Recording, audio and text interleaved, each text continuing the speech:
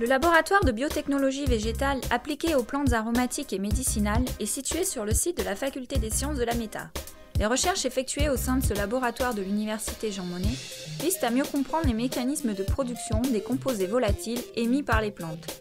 Ces composés aromatiques remplissent de nombreuses fonctions écologiques, notamment l'attraction d'insectes pollinisateurs ou la protection contre les ravageurs ou les parasites. L'homme utilise depuis l'Antiquité ces molécules pour leurs propriétés médicinales et aromatiques.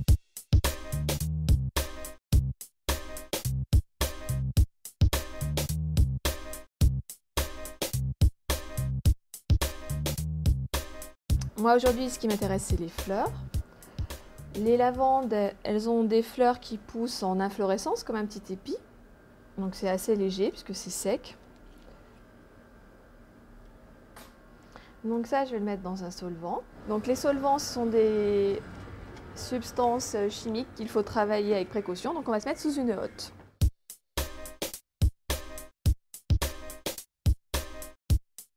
Je vais mettre 2 ml de solvant.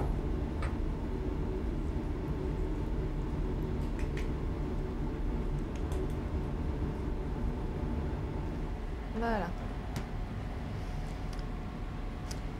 Donc on va attendre et puis dans 1 heure, on va revenir et on va récupérer juste le solvant avec les molécules dissoutes dedans.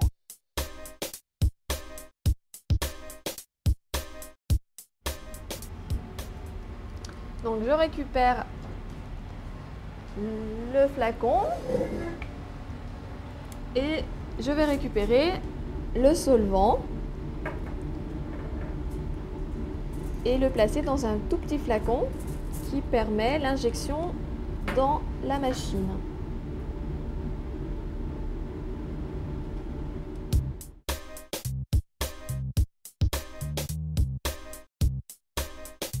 Au départ, on a un échantillon liquide, donc souvent c'est des extraits à l'hexane comme on a fait aujourd'hui, ça peut être des huiles essentielles autrement.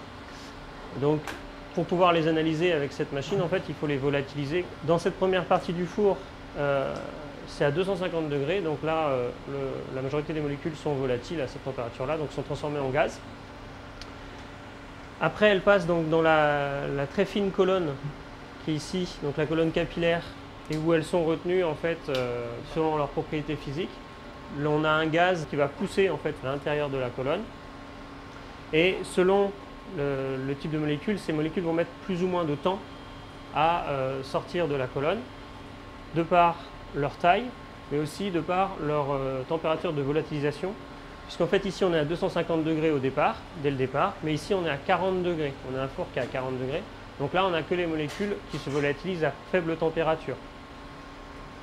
Et progressivement, on a programmé la machine pour que la température du four augmente sur une pente, tout doucement jusqu'à ici 240 degrés. Comme ça, on a l'ensemble de nos molécules qui petit à petit vont se détacher de la colonne et pouvoir sortir.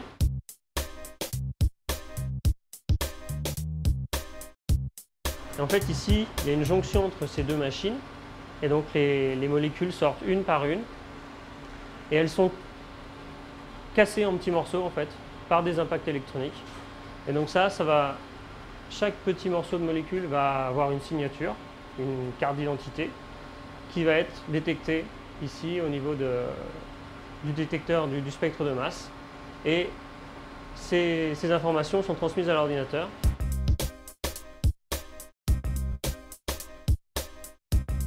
Quand l'analyse est terminée, on a séparé toutes les molécules qui constituaient le parfum de notre plante, avec des molécules qui sont en petite quantité, donc c'est la taille du pic qui importe. Les molécules en plus forte quantité ont des pics un peu plus grands. Alors comment on sait de quelle molécule il s'agit? Mais en fait, on a une base de données ici, et donc en sélectionnant un pic, on va avoir sa carte d'identité, donc son spectre de masse. Donc ça, c'est ce qu'on a obtenu avec la machine ici. Et ce spectre de masse est reconnu par une base de données informatique et il va nous proposer des molécules. Et en cas de doute, on peut analyser ce spectre de masse à la main. Et là, avec l'œil d'un chimiste, on obtient le nom de la molécule, donc là ici le 1,6-octadiène 3-ol 3,7-diméthyl, qui est en fait le linalol. En un seul clic, on arrive à savoir de quelle molécule il s'agit. Le laboratoire étudie actuellement 3 modèles, la rose, la lavande et la sauge sclarée. Les investigations sont menées pour comprendre les voies de synthèse et de sécrétion des composés volatiles de ces 3 espèces. D'autres études visent à évaluer leur diversité génétique naturelle en France ou dans le monde. D'un point de vue appliqué, ces travaux conduiront à la caractérisation de nouvelles substances naturelles et à l'optimisation de leur production. Des outils génétiques sont en cours de développement pour l'aide à la sélection et à la création variétale.